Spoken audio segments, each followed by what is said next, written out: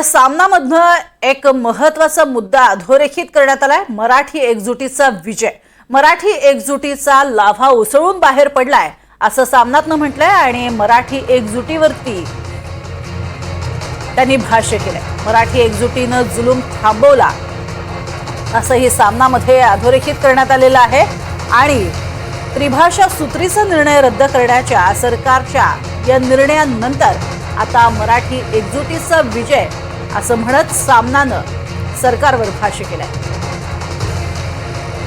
ग्राफिकच्या माध्यमातून पाहूयात आजच्या अग्रलेखातनं सामनानं काय म्हटलंय। हिंदी ही राष्ट्रभाषा आहे की नाही हा नंतरचा विषय,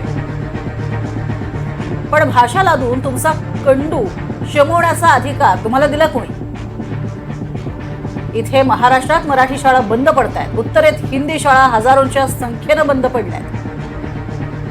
शिक्षणाचा संपूर्ण खेळखंडोबा आणि त्यातनं निर्माण होणाऱ्या बेरोजगारांच्या रांगा हेच देशातल्या युवा पिढीचं भीषण चित्र आहे। हे चित्र बदलायचं सोडून मोदी फडणवीसांचे राज्य कोवळ्या मुलांवरच हिंदी शिकवण्याची जबरदस्ती करू लागले। तुर्तास तरी हा जुलूम मराठी माणसाच्या एकजुटीनं थांबवला आहे। या मराठी एकजुटीस मानाचा मुजरा